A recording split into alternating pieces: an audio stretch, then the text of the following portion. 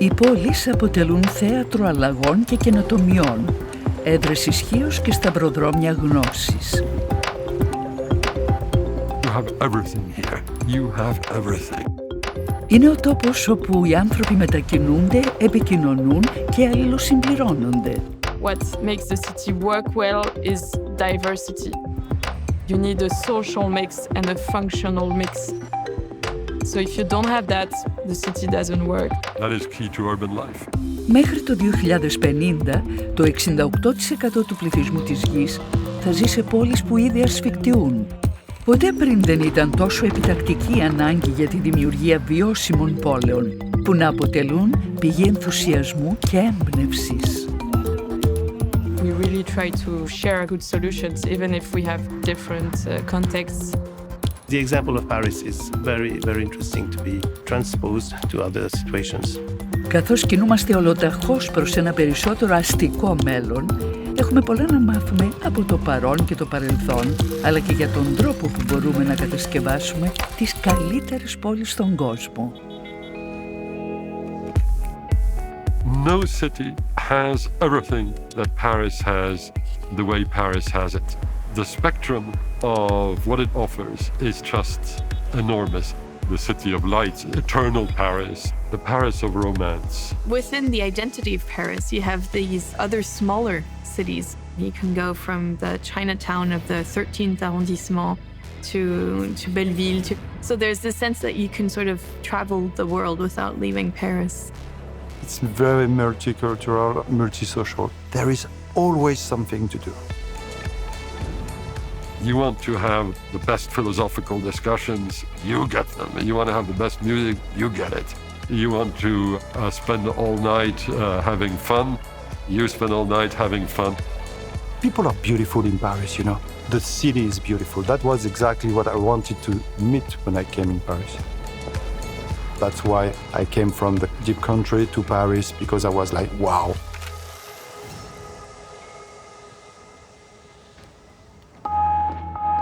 Παρίσι, πόλη των ονείρων και αδιαμφισβήτητη πρωτεύουσα του πολιτισμού, με 297 μουσεία, 836 θεατρικές σκηνές, 119 βραβευμένα εστιατόρια και 40 εκατομμύρια επισκέπτες περίπου το χρόνο. Από κάθε άποψη είναι μια πόλη του κόσμου, το καμάρι της Γαλλίας αλλά και του υπόλοιπου κόσμου. Paris is seen as a big center, the administration center, the political center, power sits in Paris. Paris decides and the rest of France follow. There is a kind of resentment or maybe jealousy from the rest of the province in France. There really is a disequilibrium between Paris and the rest. Paris concentrates not only economic but political power, education. So for a long time the best university, all the grandes écoles were in Paris. So everything happened in Paris, which explains why you have that many people coming. Η πόλη καθιέρωσε αυτή την ανωτερότητά της πριν από μερικούς αιώνες, όταν σύμφωνα με τον συγγραφέα Pierre de Marivaux, η υπόλοιπη γη ήταν απλώς προάστιά της. And Paris now, what we call Paris, is really the central district, the much larger city, the Grand Paris, Greater Paris. Paris has 2.2 million inhabitants, Greater Paris 12 million inhabitants. Θεωρείται η πιο ποικιλόμορφη πόλη της Ευρώπης. Το 23% των κατοίκων της είναι μετανάστες. Already by the end of the 19th century, there was a large, almost 50,000 Italian people living in Paris. And then more people coming from the colony, the one we know today, so Algerian, Moroccans, Senegalese more recently. And so these people contributed, demographically. And of course, they contributed also in other ways, in terms of, culture. Natives of Paris have always been a minority in their own city. Migrants are the mortar, the lifeblood of the city, the people who came. And for most of its history, Paris has been what we say negative in terms of demography. It means there was more deaths than birth. So without any contribution from outside, it would have declined and disappeared. I would say immigration has more than affected, it has built Paris. Άνθρωποι από άλλες χώρες βοήθησαν σημαντικά στο πέρασμα των αιώνων, ώστε να αποκτήσει αυτή τη φήμη το Παρίσι. Σοπέν, Πικάσο, Μαρί Κιουρί. Ο Σασά Γκιτρί, διάσημος Γάλλος ηθοποιός ρωσικής καταγωγής, είχε πει «Παριζιάνος δεν σημαίνει να έχεις γεννηθεί στο Παρίσι, αλλά να έχεις ξαναγεννηθεί εκεί».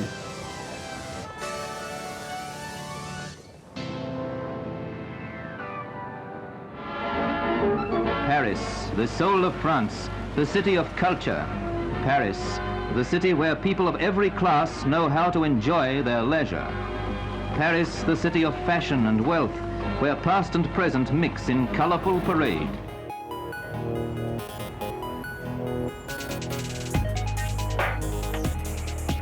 When you live in Paris, you live with history. I think maybe even more so than in other major capital cities around the globe.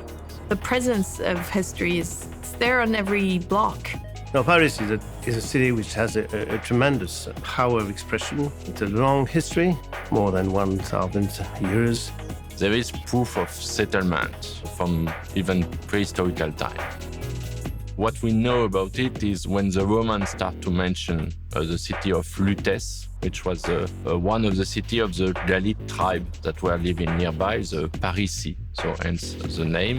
Όταν οι Ρωμαίοι κατέλαβαν το Παρίσι το 52 π.Χ., ο οικισμός δεν ήταν ιδιαίτερα σημαντικός. So there were a lot of very important cities at the Roman time, and Paris was very small, probably like 10,000 inhabitants at most. Much smaller, for example, than Lyon in France, or Marseille in the south, which were bigger cities at the time. So small city, but in a very good location, and I think the geographical location of Paris is very important to understand its development, past and present, and maybe future development. Because Paris stands in the middle of a kind of plain, very fertile, with a forest, also a good diversity, with the river Seine. So a good situation, and the fact that you could cross easily the Seine River because of the presence of islands in the river, in fact, explain the settlement of the first village, and then the Roman city on the left bank of Paris. Ο πληθυσμός αυξήθηκε το Μεσαίωνα, καθώς η πόλη αποδείχθηκε σημαντική για το νεοσύστατο τότε βασίλειο της Γαλλίας. Ile-de-France and the kingdom of Ile-de-France grew little by little, absorbing its neighbors, fighting against the Normans. Το 1800, με 500.000 κατοίκους, ήταν πλέον μια από τις μεγαλύτερες πόλεις της Ευρώπης.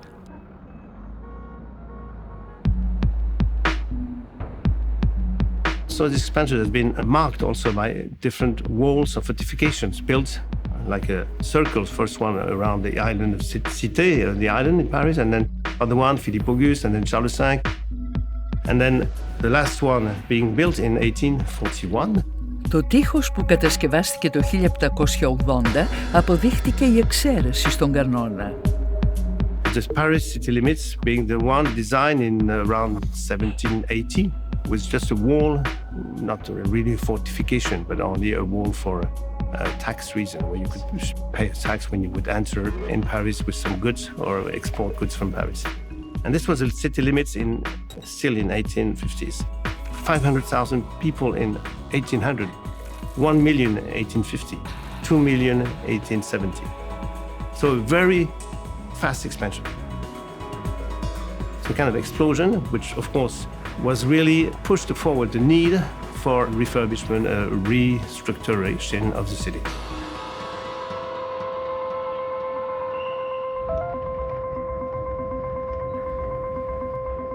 Για να χτιστεί το Παρίσι, κάθε γενιά εκμεταλλευόταν τους φυσικούς πόρους της πόλης. Έκαναν εξόρυξη ασβεστόλιθου και γύψου που βρίσκονταν κυριολεκτικά κάτω από τα πόδια τους. And what happened is that by the 18th century, it was really like a Swiss cheese. So there was a lot of, underground holes everywhere, and people started to worry. So you could have a big hole under your house, you don't even know that it's there. So by the end of the 18th century, they created a committee designed to map, organize, and consolidate these quarries.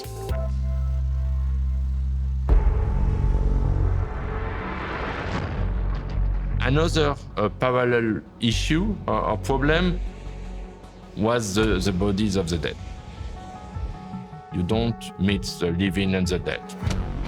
And this was also probably good for sanitary conditions. So the problem is that as the city expanded, it started to absorb what were former cemeteries. And by the 18th century, there were more than 200 of them. Small cemeteries of various size. Near each church, there was a cemetery. Οι καινούργιοι νεκροί στιβάζονταν συχνά πάνω σε παλιότερους τάφους. Επικίνδυνη πρακτική που οδηγούσε συχνά σε τρομακτικές καταρρεύσεις. There was a restaurant where the wall collapsed and tons of bodies and bones were there in the middle of the restaurant.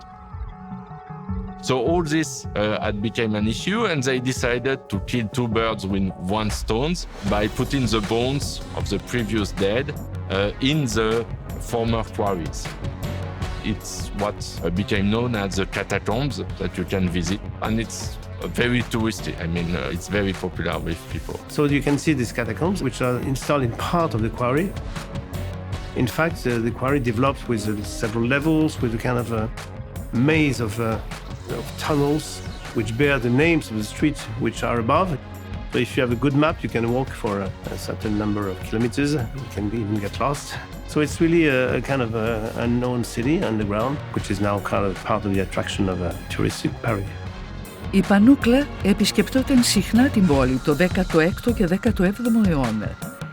Η πόλη, ωστόσο, χρωστά το αποχετευτικό της σύστημα καθώς και τους πανέμορφους φαρδείς δρόμους της σε μια φοβερή επιδημία χολέρας το 1832.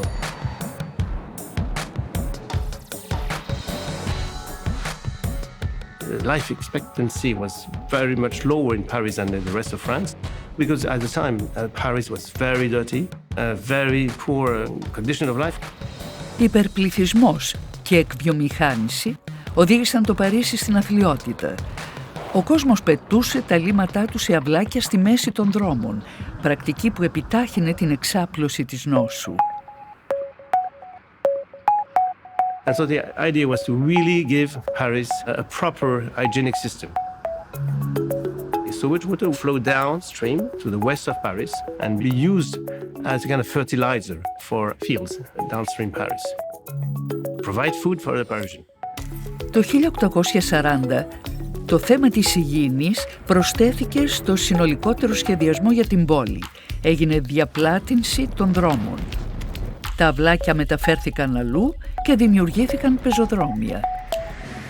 All over the city, from Saint-Cloud to Montparnasse, from Place d'Italie to Belleville, are the signs of a frenzied building boom.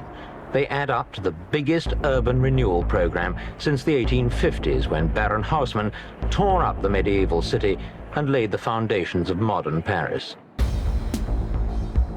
The radical change came around the 1850s. The man, Fon Όσμαν, started to implement a really radical change for transforming Paris, for changing Paris from a middle-aged city into a modern city. Κατεδαφίστηκαν 19.730 κτίρια για να ανοίξει ο δρόμος για το πιο εκτεταμένο πρόγραμμα δημοσίων έργων στην ιστορία της Ευρώπης.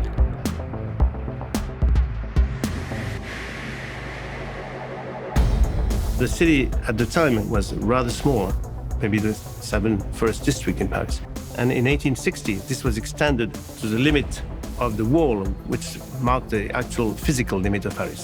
So this extension really changed the face of the city, because it included a lot of very poorest part of the city. So the area where people were not wealthy enough to live within Paris, within the walls of Paris, were included. Η ανάπλαση του Παρισιού ήταν πολύ μπροστά από την εποχή της, ενώ πολλές παρόμοιες πόλεις της Ευρώπης παρέμεναν δέσμιες του μεσαιωνικού ρημοτομικού σχεδιασμού τους. Όσμαν wanted to make the city level cleaner, proper, better looking, and the same was true for the underground. So they made large sewers where you could travel, you could walk. And it was something relatively common for the bourgeoisie, you know, they were very nicely dressed. They would go down in the sewers on small boats, walking on, you can imagine what it was, so water mixed with all kind of bad stuff. Μόνον οι Γάλλοι θα μπορούσαν να δουν κάτι όμορφο στους υπονόμους και να τους μετατρέψουν σε πόλο έλξης, αποκαλύπτοντας αυτό που ο ίδιος ο Όσμαν περιέγραψε ως εσωτερικά όργανα της πόλης, εκεί όπου η δημόσια υγεία διατηρείται χωρίς να διαταράσει τη λειτουργία της πόλης και χωρίς να αλλοιώνεται η ομορφιά της. But at the beginning of the 19th century, you had like 15 kilometers of sewers, all in Paris. To give you an idea, today it's like 2,000.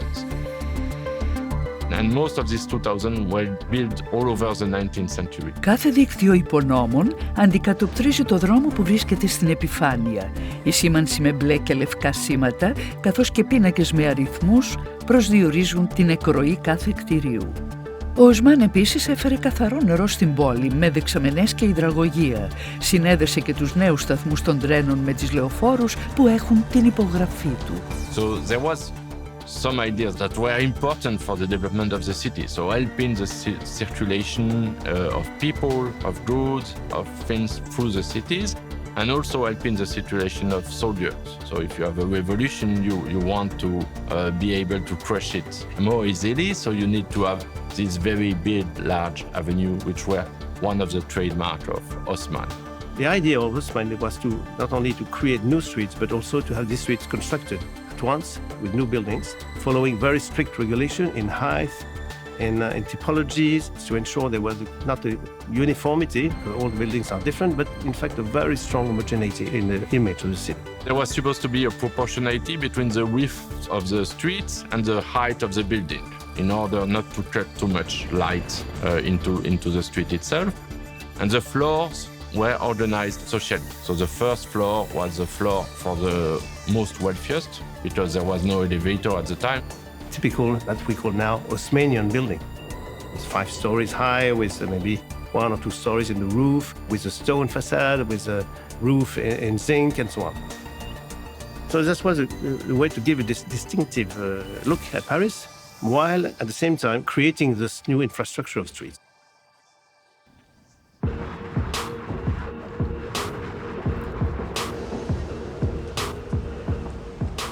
Περίπου την ίδια εποχή που ο Όσμαν άρχισε να αναμορφώνει την πόλη, άνοιξε και το πρώτο πολυκατάστημα στο Παρίσι, προάγγελος της επανάστασης που θα ακολουθούσε.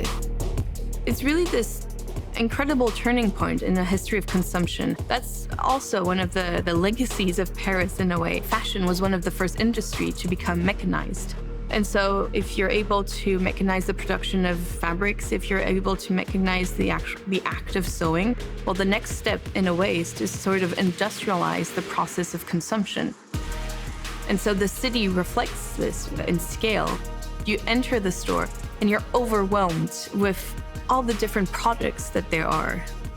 They were spaces where women could exist socially in the city, and they became these destinations. This was the genius behind invention of the department store in the mid-19th century. Το Bon Marché σχεδιάστηκε από τον Γκουστάβο Άιφελ. Γρήγορα το ακολούθησαν και άλλα με την ίδια εμπορική φιλοσοφία. La Samaritaine, Galerie Lafayette, Printemps. Όλα αυτά δημιούργησαν τη νέα θρησκεία του καταναλωτισμού που υμνούσε την ομορφιά και τη μόδα. Fashion industry in Paris is huge, and it's been this way for centuries. Historians generally say that fashion appears as invented, sometimes in the middle of the 14th century. It's a moment when people start renewing their clothes cyclically for no apparent reason. And from this very beginning, from this moment, Paris plays a central role in the very idea of what fashion is. Well, this is where it all began, in Paris, where the backroom boys decide just how long a skirt should be. It seems that if skirts are long today, they have to be shorter tomorrow.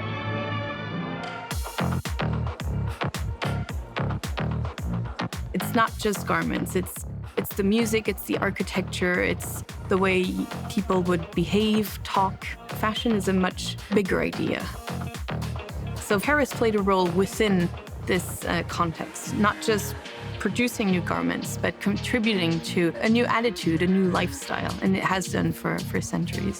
Historically, French people have always been admired for their style, for being forward-thinking in terms of sartorial decisions, in terms of taste. Η βιομηχανία και η κουλτούρα της μόδας παραμένουν αλόβητες στην ιστορία του Παρισιού. Jean-Baptiste Colbert said that fashion should be to France, and so to Paris, what the gold mines of Peru are to Spain. So this idea that it was sort of an endless source of wealth, and that if you were able to organize it, if you were able to understand how to profit from it, it would be a never-ending source of wealth and a great trigger for the economy, really. Η συνεισφορά της είναι καθοριστική για την εικόνα της πόλης και τη δημοτικότητά της. Paris has had this ability to welcome foreigners, and this is what really made its fashion so powerful. This idea that you would visit Paris through its stores as much as you would visit Paris through its monuments and museums. It's a financial and economical mechanism. Fashion originates in Paris, it grows. Η γαλλική βιομηχανία της μόδας, μαζί με το ευρύτερο δίκτυό της, απασχολεί περίπου 1 εκατομμύριο ανθρώπους, συμβάλλοντας κατά 2,7% στο ΑΕΠ της χώρας. Περισσότερες από 300 επιδείξεις μόδας γίνονται κάθε χρόνο, με την εβδομάδα μόδας του Παρισιού να επισκιάζει όλες τις υπόλοιπες. Επιδείξεις και διάφορες παράλληλες εκδηλώσεις αποφέρουν 400 εκατομμύρια ευρώ το χρόνο. So the importance of Paris Fashion Week is fundamental for the economy of the city, but it goes far beyond. It's really about claiming a part of the national French identity. Τα πολυκαταστήματα τέριαξαν γάντι στην οσμανοποίηση του Παρισιού. Κάποια από τα μεγαλύτερα καταστήματα κυριαρχούν στη λεωφόρο που πήρε το όνομά του προς τιμήν του. Η ηρωνία είναι ότι το τελευταίο τμήμα αυτής ειδικά της λεωφόρου ήταν το τελευταίο από τα σχέδια του Όσμαν, που πήραν σάρκα και οστά πολύ μετά το θάνατό του. And we must credit also Napoleon III for that. A very clear view and anticipation of the city in 20, 30, 50 years. And Όσμαν also made our city very dense. The city was already dense before, but he invented a model where density was acceptable. Μέσα στα όρια της πόλης αντιστοιχούν 21.000 άνθρωποι ανά τετραγωνικό μέτρο. Density is sometimes a big word because people say, I don't want density. But actually, in Paris, you realize that's what makes a city ecological and what makes a city walkable and what makes a city nice. We don't have to heat too many buildings because when you live close to each other, like you share the heat and you can walk everywhere. So it was very smart. Η παρακαταθήκη του Όσμαν περιλαμβάνει 34.000 νέα κτίρια, 27 νέα πάρκα και πλατείες, καθώς και 100.000 δέντρα και αναρρύθμιτα κομμάτια επίπλωσης δρόμων. The street being treated like a room, like a kind of luxury room even. Παγκάκια, περίπτερα για εφημερίδες και εγκλειδώματα και φανουστάτες υπάρχουν ακόμα και σήμερα στους δρόμους του Παρισιού.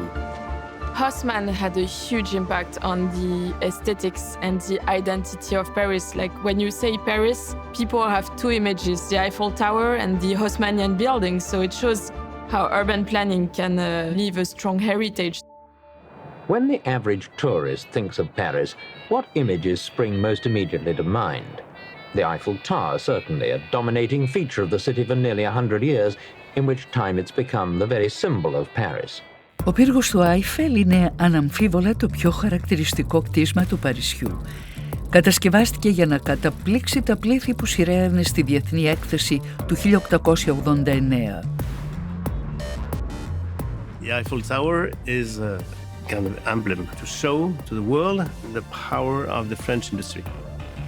Universal exposition at the time where important empires and cities to proclaim themselves to the world, to the main global power that were competing for space and visibility at the time. Με τα 300 μέτρα του να υψώνονται πάνω από το Παρίσι, ήταν στην εποχή του η υψηλότερη κατασκευή του κόσμου. Μια γιγάντια μεταλλική κατασκευή από 18.000 κομμάτια, συνδεδεμένα μεταξύ τους με 2,5 εκατομμύρια καρφιά. Χρειάστηκαν 2 χρόνια για να ολοκληρωθεί, ένα εξαιρετικό δείγμα της γαλλικής μηχανολογίας και μια καθοριστική στιγμή της βιομηχανικής εποχής. bit of a paradox. Paris is a very horizontal city, built in stone, with grey zinc roofs, and then you have suddenly this iron structure, very industrial looking, very typical of the 19th century iron architecture, standing up and becoming a symbol of the city. It's an incarnation of the Industrial Revolution, if you want, and a visible symbol of this. So very quickly built, in time for the 1889 big exhibition, where it became, of course, instantly world attraction. Besides being one of the sights of Paris and a great place for tourists to visit, the tower is also used for scientific observations and a radio station. How'd you like to have an area like that in your backyard?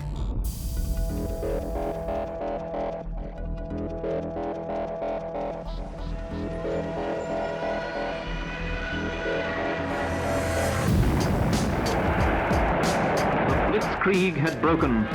Inadequately supplied poilus engulfed. In a matter of days, civilian France was at the mercy of a power-crazed madman.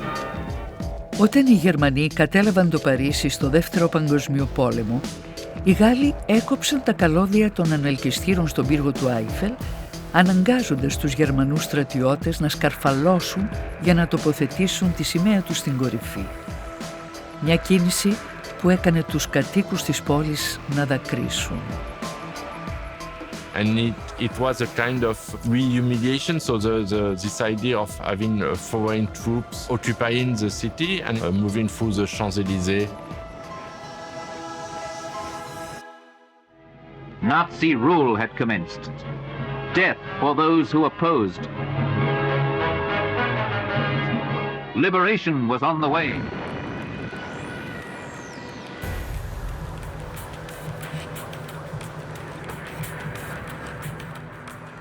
Η γερμανική κατοχή δεν κράτησε πολύ. Το Παρίσι απελευθερώθηκε το 1944 και χάρη στο στρατηγό Φον Όσμαν, πολλά χαρακτηριστικά κτίρια του Παρισιού διασώθηκαν παρά τις εντολές του Χίτλερ.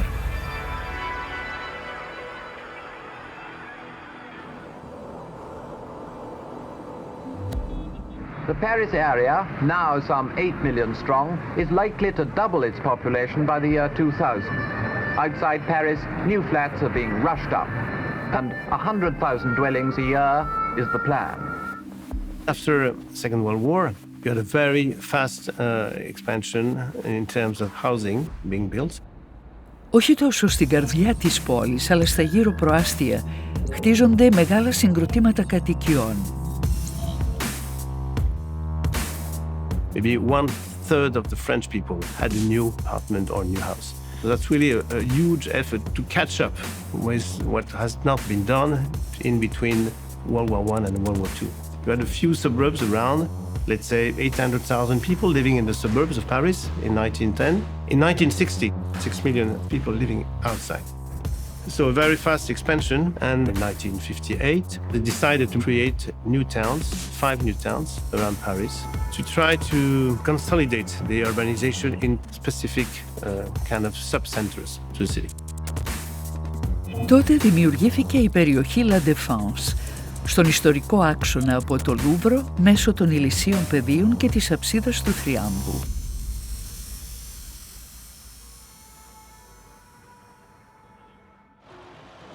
All over the city, new tower blocks have risen, equaling Manhattan in their devotion to straight lines and glass frontages.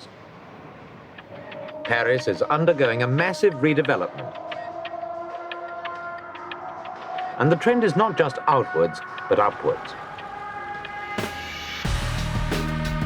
So the idea behind La Défense was to have one business hub outside of Paris and to have the skyscrapers there, which is quite an interesting idea because it helped us keep the identity of the center of Paris. Σήμερα η περιοχή La Défense είναι το μεγαλύτερο επιχειρηματικό κέντρο σε όλη την Ευρώπη, με 3 εκατομμύρια τετραγωνικά μέτρα που χρησιμοποιούνται από 1.500 εταιρείες που απασχολούν 180.000 άτομα. Now the problem with La Défense is that it's a bit a monofunctional area, and now we know that people want mixed areas with housing, with leisure. So that's the big challenge of La Défense for the future. Υπήρξε μεγάλη αντίδραση στην εύκολη λύση με τα πολύ ψηλά κτίρια, όταν δεν υπήρχε πλέον αρκετός χώρος στο κέντρο της πόλης και τα περίχωρα. High-rise buildings do not have a strong legitimacy in terms of social life. Or La Défense even, it's okay, because it's a cluster, it's something which is really takes its value from the fact that not only one tower is there, but a group of towers. Okay, and it expresses maybe power of business or the power of the economy. Okay, but I think we should live on more horizontal cities. Καθώς η αστική μορφή του Παρισιού συνεχίζει να εξελίσσεται, υπάρχει ισχυρή υποστήριξη σε σχέδια που μεταμορφώνουν τα άκρα του. Δημιουργείται έτσι μια κοινωνία με μεγαλύτερη συνοχή, περισσότερο βιώσιμη, που εκτονώνει μια και καλή την ένταση ανάμεσα στο κέντρο της πόλης και τα προάστια, περιοχές λιγότερο φημισμένες από το κέντρο της πόλης.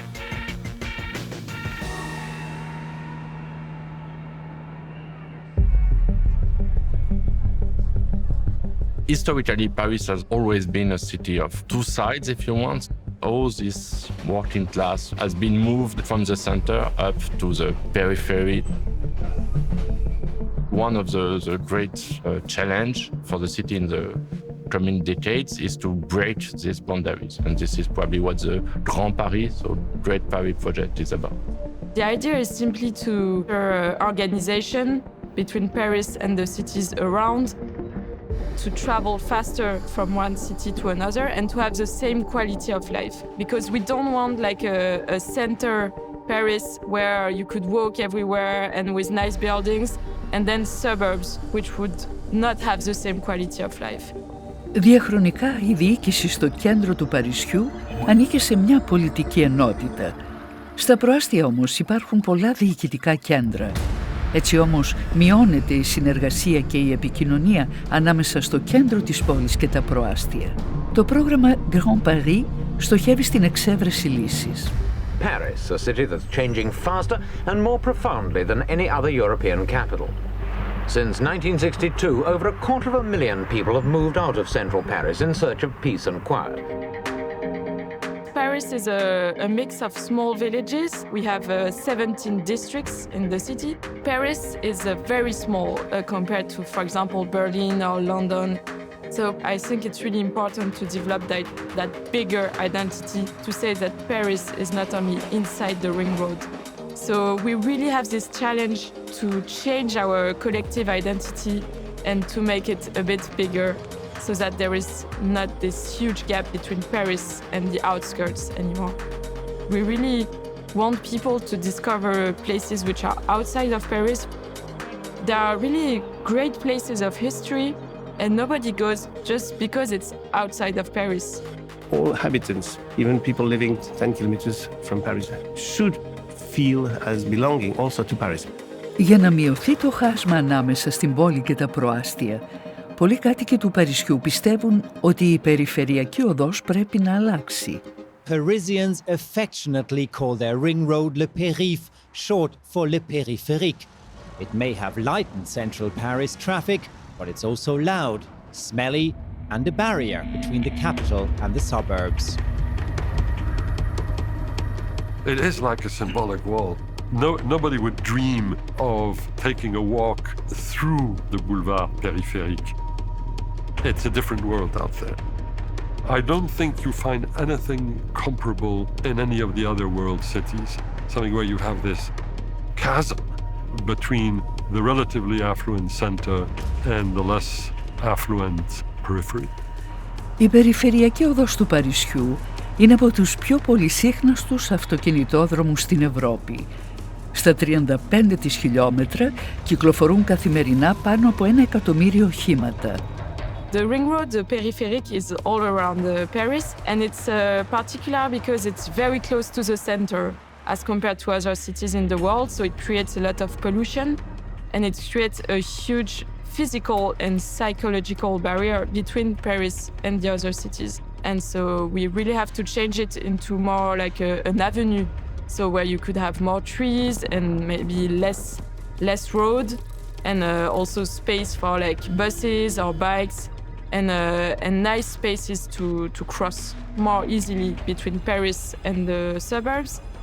Κατεβάζουν το όριο ταχύτητας και αφαιρούν λωρίδες κυκλοφορίας, με στόχο τη μείωση της κυκλοφοριακής συμφόρησης. Σχεδιασμός που δέχεται πολλές κριτικές. Το σοβαρότερο σημείο αντιπαράθεσης είναι αν η αναδιαμόρφωση του δρόμου θα αλλάξει το ύφος της πόλης. Even in the congested streets of the capital, the private automobile is first choice as a means of transport. There was, of course, a price to be paid: noise, dirt, and an overall increase in urban blight.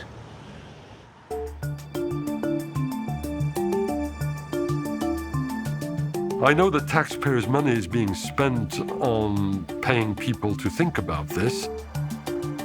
But no, the reality is that it's unlikely to happen, at least in my lifetime. Paris will remain the 20th arrondissement for quite some time. Για να πετύχει το σχέδιο Grand Paris, οδηγώντας έτσι την πόλη σε ένα καλύτερο μέλλον, πρέπει να αναθεωρηθεί συνολικά ο σχεδιασμός της μετακίνησης και όχι να επικεντρωθούν μόνο στην περιφερειακή οδό. Although the city is losing more and more of its population to the suburbs, the vast majority of jobs remain in town, and that means a twice-daily rush hour of enormous proportions.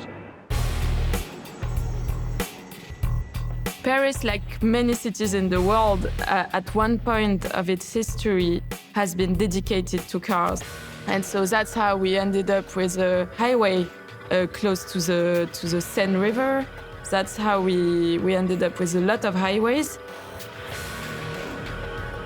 I think now it's something recognized in urban planning that cities should not be designed around cars. But since it's about infrastructures, it's very heavy to change. You cannot change it in one day or in 1 year. But it's also hard to change because it's about people's habits.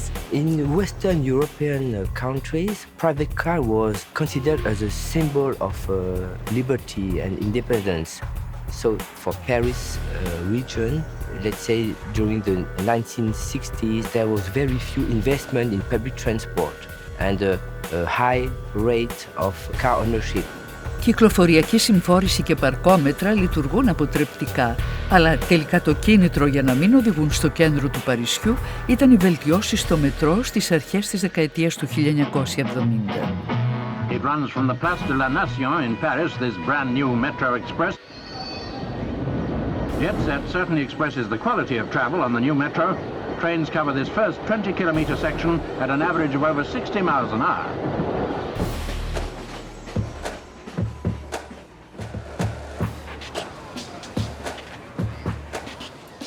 In 1900, the first metro line was built in Paris, giving Paris a very dense metro system, very efficient, with very close distance from one station to another, about 600 meters. Σήμερα οι γραμμές του μετρό φτάνουν τα 219 χιλιόμετρα, με 300 σταθμούς και 1,8 δισεκατομμύρια επιβάτες τον χρόνο. But our problem is that this network is almost entirely inside the city of Paris. And so the people who live in the suburbs, most of them don't have access to the direct subway. It increases the contrast between Paris and the outside of Paris. If you want to move from one point in the suburb to another point that may be very next, you may have to go through Paris and then back again, so it takes you a lot of time. Το τρένο εξπρές θα είναι μια λύση, αλλά δεν θα λειτουργήσει πλήρως πριν από το 2030. The metro system in Paris is about 200 kilometers, so it's kind of doubling the metro. And it will really change the life of millions of people who live in the suburbs. So now it's the biggest transportation project in Europe. It's really a huge project. Θα προσθεθούν 200 χιλιόμετρα νέων γραμμών και 68 νέοι σταθμοί. Το κόστος υπολογίζεται στα $43 δισεκατομμύρια.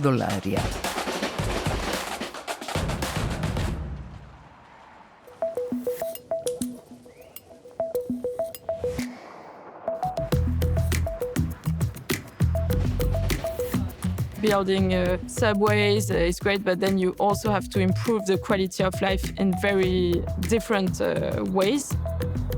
So it's about creating parks, about creating bike lanes everywhere, not only in the center of Paris. Car sharing is very important also, because if everybody was car sharing, we would have like 3 times less cars. So it's also a solution. We will really have to adapt our city to the new climate, to new ecological challenges, and keep our identity, but make it less hot, make it more fresh, and adapt it. Our buildings, our streets, to show that this is compatible with ecology, with also parks and trees.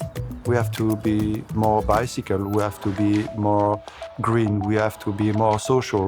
And it changed a lot so fast just because one people decide that Paris should be more in its time. The more people you have in a well-designed city, the higher the concentration, the less emissions of greenhouse gases there are per head of population. If you live in the sticks, you have to do 20 kilometers in your car to buy a loaf of bread. If you live in Paris, you walk 100 yards. It's, what is the better solution in terms of global warming? It's pretty obvious that it isn't to put people out in the sticks. World cities are actually the vanguard solution to global warming, more so than the problem. Η μείωση των συνεπειών της κλιματικής αλλαγής βρίσκεται πλέον στην ατζέντα όλων των πολεοδόμων και οφείλεται εν μέρει στη Συμφωνία του Παρισιού που υπογράφτηκε το 2016. Για πολλές όμως πόλεις σε όλο τον κόσμο υπάρχει και η απειλή της τρομοκρατίας. Security remains tight following 3 days of violence that began here at the offices of Charlie Hebdo and left 20 people dead, 17 victims plus the 3 attackers. The terror spree has been linked to Al-Qaeda in the Arabian Peninsula. 9/11 in New York, 7/7 in London, the assassination of most of the editorial board of Charlie Hebdo, the satirical weekly. The Eiffel Tower closed on Saturday for a day of mourning in Paris following the deadliest attack on French soil since World War II. The attacks killed 129 people and left hundreds injured. And later in the year, we had the massive assault rifle and explosive attacks against a number of targets in and around Paris. Close to 300 people were killed in France, mostly in Paris, by jihadi terrorists. And to put it in their own words, they went after Paris because Paris is Paris. Paris's days of terror ended in gunfire and explosions in 2 locations Friday. The soldiers of Allah took as their target the capital of abominations and perversion, the one which holds up the banner of the cross in Europe, Paris. A day after more than 1 million people, including some 40 world leaders, embarked on Paris for a unity rally honoring last week's terror attack victims, France is mobilizing its security forces to protect a nation on edge. The jihadis tend to go for big city targets, not only because you can move around fairly easily in a big city, but because they are the hubs of power, the hubs of wealth, and the hubs of whatever ideology or thinking or politics are being made in the countries where these cities are located. Unfortunately, you are kind of used to this, but life is life, and life continues. Life goes on. So they can do this again and again and again. We'll all be here. We will never give up. When explaining why they had gunned down more than 130 people, they say hundreds of idolaters were assembled there in a feast of perversion. So their vision of Paris was in a way extraordinarily accurate, that it is a place where people assemble to enjoy themselves, to live a life of freedom. This is what they were attacking. And this is what they wanted to destroy. The best way to fight against these people is to show absolutely no fear.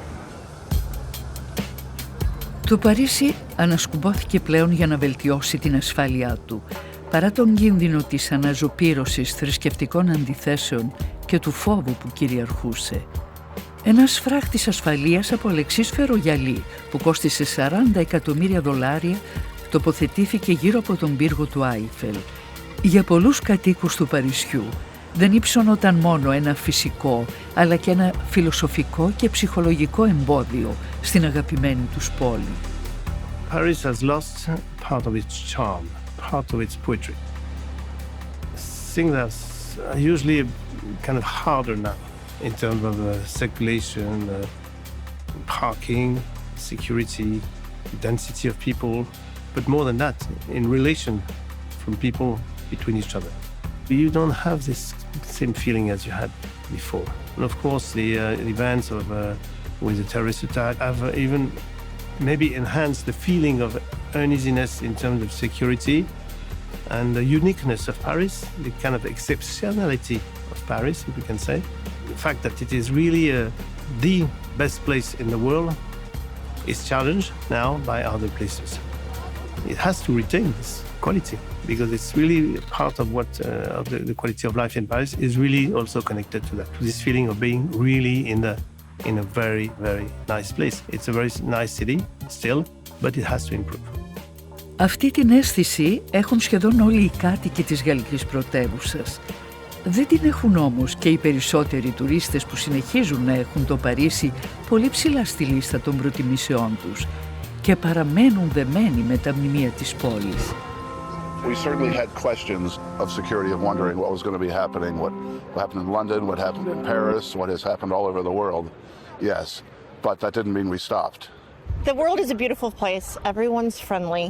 There's a few maniacs out there. That's not going to change the way that we operate.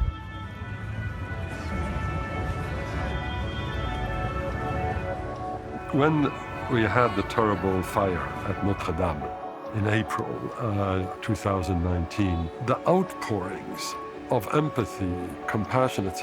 around the world were extraordinary. To do this kind of stuff in reaction to the place which Paris occupies in the minds of people. This is a form of, in French we talk about l'hommage que le vice rend à la vertu, the homage which vice proffers to virtue. This is the power of Paris. Η πολιτιστική κληρονομιά της πόλης έδωσε τη δυνατότητα στο Παρίσι να ξεχωρίζει. Η πόλη συνεχίζει να έχει το προβάδισμα, καθώς βρίσκεται αντιμέτωπη με τις προκλήσεις του 21ου αιώνα. Παγκοσμιοποίηση, αναβάθμιση αστικών περιοχών, εξυγχρονισμό και πολλά άλλα. Some people have an image of Paris which is only about history, so really Eiffel Tower and Haussmann. But I think more and more people are understanding that what we are trying to do in Paris is very courageous, changing the rules of the game of urban planning in Paris. If we don't fight for regulation, for social housing, then cities have a risk of becoming homogeneous because of affordability. So, that's our big challenge, is to keep difference and diversity in the city. We know that what makes the city work well is diversity. And you need a social mix and a functional mix. So if you don't have that, the city doesn't work. There's this idea that Paris has to be preserved as the Paris of the 19th century. What is the space that Paris can give a younger generation? And so how do you exist in a landscape that is so influenced and very much built, structured around this idea of historical legacy? That's really the challenge, to show that modernity and history can be combined. And showing that this can be done in Paris is also a big message of hope for other cities. we can be a good symbol for changes in urban planning.